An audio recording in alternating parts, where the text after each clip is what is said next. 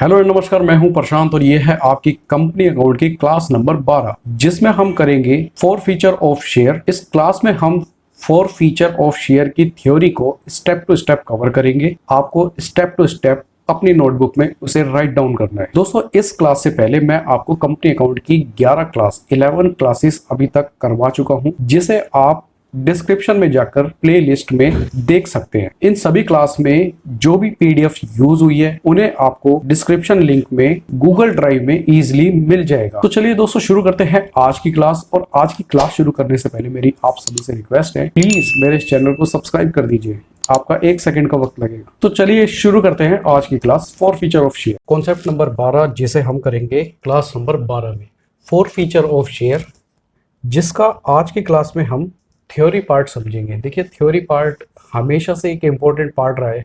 अगर आप उसको सिस्टमेटिकली कर लेते हैं तो ये आपको थ्योरी मार्क्स में काफ़ी अच्छे मार्क्स दिलवा देगा। ये एक शेयर होल्डर है जिससे कंपनी ने इंस्टॉलमेंट पर पैसा मंगवाया, 3 रुपीज़ मंगवाए एप्लीकेशन पर, 3 रुपीज़ मंगवाए अलॉटमेंट पर और 4 रुपीज़ मंगवाए फर्स्ट एंड फाइनल कॉल पर। कंपनी ने 10,000 शेयर इशू करे और हर शेयर की कीमत थी, जो ओरिजिनल वैल्यू थी, फेस वैल्यू थी 10 रुपये। अब शेयर होल्डर ने कंपनी को एप्लीकेशन का अमाउंट दे दिया, लेकिन अलॉटमेंट और फर्स्ट कॉल का अमाउंट नहीं दे पाया। ये कंपनी है, कंपनी के पास शेयर होल्डर के 30,000 डिपॉजिट हो गए। कंपनी के कुछ रूल होंगे, अगर एक शेयर होल्डर उन रूल को फॉलो नहीं करता तो कंपनी इन शेयर से आए हुए पैसे को फॉरफीट कर लेती है, जब्त कर लेती है और उसे शेयर फॉर फीचर अकाउंट में डाल देती है। तो क्या दोस्तों, ये 4 फीचर में डाल देना कंपनी के लिए आसान होता है? क्या कंपनी एक्ट 2013 इस बात की हमें परमिशन देता है? एक शेयर होल्डर किसी भी वजह से पैसा नहीं दे पाता तो क्या कंपनी सीधा उसका पैसे को जब्त कर सकती है? ऐसा नहीं होता। कंपनी को कुछ अपने रूल को और कंपनी एक्ट के कुछ प्रोविज़न को फॉलो करना पड़ता है, और सेम बात शेयर होल्डर पे भी अप्लाई होती है। अगर दोनों बातें सेम नहीं होगी तो हम शेयर होल्डर का पैसा फॉरफीट कर लेंगे। पहले मैं आपको मोटा मोटा लिखवाता हूँ कि क्या हो सकता है। कंपनी को सबसे पहले अपने आर्टिकल ऑफ एसोसिएशन से परमिशन लेनी पड़ती है। अगर कंपनी के आर्टिकल ऑफ एसोसिएशन में ये प्रोविज़न ही नहीं है तो हम क्या करेंगे? तो हम टेबल एफ के प्रोविज़न को अप्लाई करेंगे। कंपनी अपने शेयर होल्डर को एक 14 डेज का नोटिस देगी। इस नोटिस के बाद भी अगर शेयर होल्डर पैसा नहीं देता तो उस पैसे को फॉरफीट कर लिया जाएगा। तो मोटे मोटे तौर पे अगर आपको याद रखना है तो सबसे पहले आप भागे आर्टिकल ऑफ एसोसिएशन की तरफ। नहीं मिलता, अगर परमिशन नहीं मिलती तो टेबल एफ के प्रोविज़न अप्लाई होंगे। कंपनी 14 डेज का नोटिस देगी।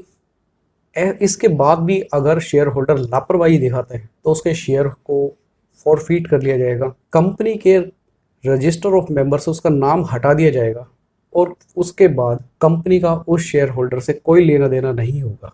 तो नंबर 1 पे लिखेंगे हम permission from article of association. Share can be forfeited only if the article of association of the company allow it is essential to follow the rule laid down in the article. तो सबसे पहले company की आप एक बात मान लीजिए, company का कोई भी बोर्ड ऑफ डायरेक्टर अपनी मनमर्जी नहीं कर सकता। इसके लिए स्पेशल रूल होने चाहिए कंपनी के आर्टिकल ऑफ एसोसिएशन से। दोस्तों, जो स्टूडेंट 10+2 क्लास में है, मैं समझ सकता हूँ कि आपने अभी भी आर्टिकल ऑफ एसोसिएशन का नाम नहीं सुना। जब कंपनी रजिस्टर होती है तो उसके 2 इंपॉर्टेंट डॉक्यूमेंट होते हैं, मेमोरेंडम ऑफ एसोसिएशन और article of association. Memorandum of association company को बाहर के एनवायरनमेंट से बचाता है और आर्टिकल ऑफ एसोसिएशन कंपनी को अंदर के एनवायरनमेंट से बचाता है।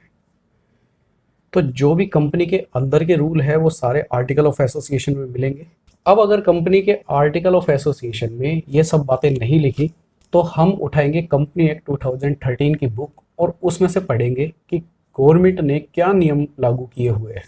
If no rule are given in article then the provision of table F of Schedule 1 of Company Act 2013 regarding forfeiture apply.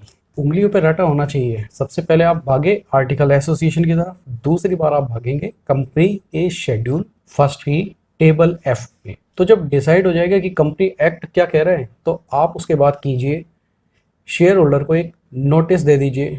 उसे वार्निंग हो या उससे रिक्वेस्ट हो, दोनों एक ही बात होगी। ऐसे में हम शेयर होल्डर के पास एक नोटिस भेजेंगे 14 डेज का, जिसमें हम उससे कहेंगे कि आप कंपनी का पैसा 14 डेज में लौटा दीजिए और जो भी उस पर इंटरेस्ट बनता है वो भी आप उस पर लौटा दीजिए। Defaulting share holder must be given a 14 days notice require him to pay the unpaid amount with accrued interest on it. और हम इस नोटिस के अंदर साफ तौर पर लिखेंगे कि अगर आपने 14 डेज में पेमेंट नहीं की तो आपके सभी शेयर जब्त कर लिए जाएंगे, फॉरफीट कर लिए जाएंगे।